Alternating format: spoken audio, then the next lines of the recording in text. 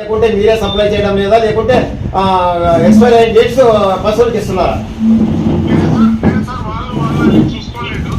Doctor?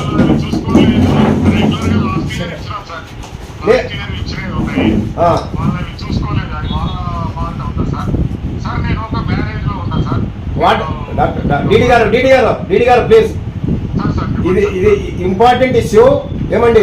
నేను దాదాపు ఒక 5-6 years రావడం లేదు. మొదట నేను కంటిన్యూగా వస్తున్నా ఈ హాస్పిటల్కు. ఈ మధ్య రావడం లేదు. నా పేరు దేశెట్టి ప్రకాష్ అంటారు. మీరు మిమ్మల్ని ఏం చూసింటారు, నన్ను మీరు చూసింటారు. అదే ప్లీజ్, ఇక్కడ 22 ఎక్స్పైరీ డేట్స్ కూడా కంటిన్యూగా ఇక్కడ ఉన్నాయి. దీనిపైన మీ అభిప్రాయం ఏమి, మీ సజెషన్ ఏం చెప్పండి మాకు.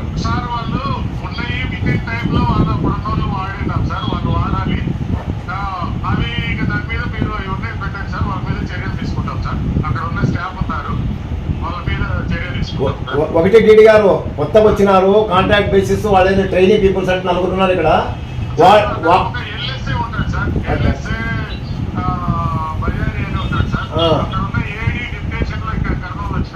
అచ్చా అచ్చా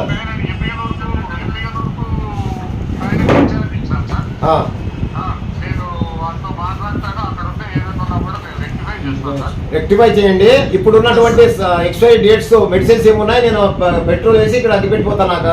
మీడియా వాళ్ళు ప్రెస్ వాళ్ళు అందున్నారు. ప్లీజ్ డీడీ గారు, మీ డాక్టర్ గారు ఉన్నారో మాట్లాడండి. అదే ఏదో నాకు దొరికినా సరే అని మా పాత మూలం పెట్టినారు మన వాళ్ళు. నేను అదే సార్,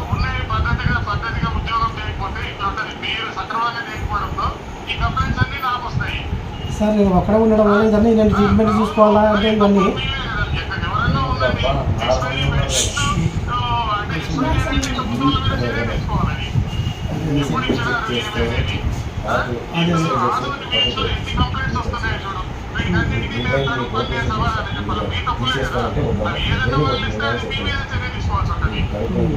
సరే సరే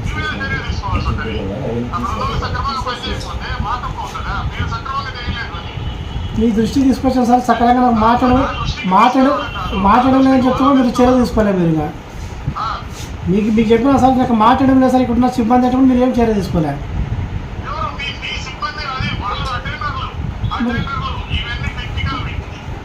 మరి మీరు చెప్తే కూడా మీరు చర్య తీసుకోవాలి సార్. ఏం చేస్తారు సార్?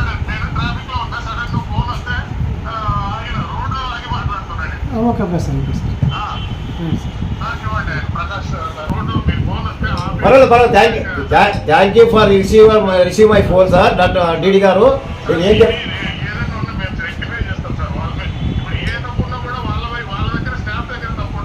అదే ప్లీజ్ డీడీ గారు, థ్యాంక్ యూ. మళ్ళీ మాట్లాడతాం మీరు అయిన తర్వాత. రైట్ సారీ పర్వాలేదు. మీరు మాట్లాడిందని థ్యాంక్ యూ. నేను మళ్ళీ మాట్లాడతాను. మీరు నమస్తే. మీరు లీవ్లో ఉన్నాను, నేను మీటింగ్కి పోయినాను, నేను మ్యారేజెస్ పోయినానని సమాధానం కాదండి ఏడి గారు. ఎందుకున్నాయని అడుగుతున్నాను మీకు. చూసేది ఏం చూస్తారండి? ఇక్కడ స్టాక్ ఇన్ని పెట్టుకున్నాం మేము ఇక్కడ మీ హాస్పిటల్లో ఉన్నా. మీ డీడీ గారికి కూడా ఫోన్ చేసినాము, కర్నూలులో ఉన్నారా వాళ్ళు, మళ్ళీ మాట్లాడతాం చెప్పినారు, యాక్షన్ తీసుకుంటామని చెప్పినారు. మీ సమాధానం ఏం చెప్పండి. మంచిది అండి, రేపు వస్తాము. ఈరోజు ప్రజల ఫోన్ ద్వారా పశు వైద్యశాల పైన కంప్లైంట్ వచ్చిన దానికి 11 గంటలకు విత్ మీడియా ద్వారా పశు వైద్యశాలకు రావడం జరిగింది.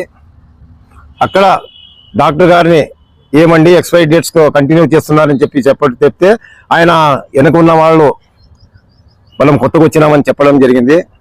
అందుకే వాళ్ళ కర్నూలు డీడీ గారికి అయితేనేమి ఏడీ గారికి అయితేనేమి కంప్లైంట్ చేయడం జరిగింది. వాళ్ళు తప్పకుండా యాక్షన్ తీసుకుంటామని చెప్పడం జరిగింది డీడీ గారు. ఒకటి, ఇక్కడ వచ్చినటువంటి కాంట్రాక్ట్ బేసిస్ పైన ట్రైనీ పీపుల్ 4 ఉన్నారు. వాళ్ళు కొత్తగా వచ్చినారు, వాళ్ళకు కూడా మేము సమాధానం ఒకటే చెప్తున్నాం. ఇక్కడ మీరు వచ్చింది ట్రైనింగ్ లో ఏం జరుగుతుందో ఆలోచన చేసి మీరు ట్రైనింగ్ తీసుకుంటే బాగుంటుందని చెప్పి పిల్లవాళ్ళకు కూడా చెప్పడం జరిగింది. డాక్టర్ గారు కూడా నేను ఒకటే చెప్తున్నా, 22 సంవత్సరం ఉన్నటువంటి ఎక్స్పైరీ డేట్స్ ఇంతవరకు కంటిన్యూగా స్టాక్ ఎందుకు పెట్టినారు అని చెప్పడం జరిగింది. ఆయన కూడా సమాధానం చెప్పలేకపోతున్నారు. మా వెనక ఉన్న డాక్టర్స్ అట్లే పెట్టినారని చెప్తున్నారు. అది పద్ధతి కాదు. మేము ఈరోజు ఫస్ట్ టైం ఈరోజు దాదాపు ఒక 5 సంవత్సరాల కింద పశు వైద్యశాలకు రావడం జరుగుతుండే. ఈరోజు కంప్లీట్ పశువులు కూడా మన హాస్పిటల్లో రావడం తక్కువైపోయింది. అందుకే ఈరోజు కంప్లైంట్ వచ్చిన దానికి ఈరోజు హాస్పిటల్ రావడం జరిగింది. అక్కడ చూస్తే 22, 23 ఎక్స్పైరీ డేట్స్ మెడిసిన్స్ అంతా అక్కడ స్టాక్ అట్లే ఉన్నాయి. అది ఎవరి కోసమో ఎందుకోసం పెట్టినారో అర్థం కావడం లేదు. అది పశువులకు యూజ్ చేసుకుంటారా? పశువులు కూడా మాలాంటి ప్రాణాలున్న మనుషులు ఉన్నట్లే. ఎందుకంటే దానికి ఏం తెలియవు, ఏం ఎక్స్పైరీ డేట్ చేసినా ఏం వేసినా వాళ్ళకి తెలియవు. నేను ఒకటే డిమాండ్ చేస్తున్నా, డాక్టర్ గారు ఇచ్చినటువంటి డ్యూటీ డాక్టర్ గారిని రిక్వెస్ట్ చేసుకుంటున్నా, డిమాండ్ చేస్తున్నా. ఇలాంటి పరిస్థితుల్లో నెక్స్ట్ టైం వచ్చిందంటే I will take very serious action. ఎందుకంటే మీ డీడీ గారు, మీ కమిషనర్ ఎవరు ఉంటారో వాళ్ళ దగ్గర మాట్లాడతాము. ఇక్కడ మీకు ఏమైనా ప్రాబ్లమ్స్ ఉంటే చెప్పండి, మేము సాల్వ్ చేసాము, ప్రయత్నం చేస్తామని చెప్పడం జరిగింది. ఈ రోజు ఇక్కడ ఉన్నటువంటి స్టాఫ్ కానీ డాక్టర్ గారు కానీ మేము డిమాండ్ చేస్తున్నది ఒకటే, నెక్స్ట్ టైం ఫస్ట్ టైం ప్రతి ఒక్కరు తప్పు చేస్తుంటారు. ఇది ఆయనకు సమాధానం చెప్పలేకపోతున్నాడు. ఎందుకంటే నేను ఒకటే డిమాండ్ చేస్తున్నా, ఆయనకు ప్రజలు వచ్చినా, పొలిటీషియన్ వచ్చినా, మీడియా వాళ్ళు వచ్చినా, ప్రెస్ వాళ్ళు వచ్చినా, మీడియా వాళ్ళు ప్రెస్ వాళ్ళు ఈ రోజు ఎక్కడ అన్యాయం జరుగుతుందో, ఎక్కడ ఇలాంటివి జరుగుతాయో వాళ్ళు మీడియా వాళ్ళు డైరెక్ట్ పోయి వితౌట్ పర్మిషన్ వాళ్ళు తీసుకోవడానికి పవర్స్ ఉన్నాయి. ఈ రోజు ఒక పొలిటీషియన్ గా, ఒక రాజకీయ నాయకుడిగా నేను రావడం జరిగింది. రిక్వెస్ట్ చేసుకుని డాక్టర్ గారు ఎక్కడ ఎవరు పెద్దవాళ్ళు, ఎవరు డాక్టర్ గారు అని అడగడం జరిగింది. ఆయన సమాధానం ఒకటే చెప్తున్నాడు, డైరెక్ట్ రావడం జరుగుతుందని చెప్పి. నేను ప్రెస్ వాళ్ళు కానీ మీడియా వాళ్ళు కానీ చెప్పి రారు. ఇక్కడ వచ్చినటువంటి ఎక్కడైనా కానీ ఇది ఒకటే కాదు, మెయిన్ హాస్పిటల్స్ కానీ, ఉమెన్స్ హాస్పిటల్ కానీ, రెవెన్యూ కానీ, పోలీస్ కానీ, ఎక్కడ వాళ్ళ కంప్లైంట్స్ వస్తే డైరెక్ట్ గా పోయి ఎంక్వైరీ చేసే బాధ్యత ఒక మీడియా వాళ్ళు, ప్రెస్ వాళ్ళకు ఉందని చెప్పి మీడియా ద్వారా తెలుపుకుంటున్నా. నేను ఈ రోజే ఈ పశు వైద్యశాల ఉన్నటువంటి స్టాఫ్ కానీ, డాక్టర్ కానీ డిమాండ్ చేస్తున్నా, రిక్వెస్ట్ చేసుకుంటున్నా. నెక్స్ట్ టైం ఇలాంటివి జరిగితే మాత్రం మేము ఒక పొలిటికల్ గా, ఒక పబ్లిక్ గా దీన్ని సీరియస్ గా తీసుకుంటానని చెప్పి డాక్టర్ గారికి చెప్పడం జరిగింది. వాళ్ళు డీటీ గారి దగ్గర మాట్లాడడం జరిగింది, వాళ్ళ ఏడీ దగ్గర మాట్లాడడం జరిగింది. వాళ్ళ సమాధానం రేపు వచ్చి యాక్షన్ తీసుకుంటామని చెప్పినారు.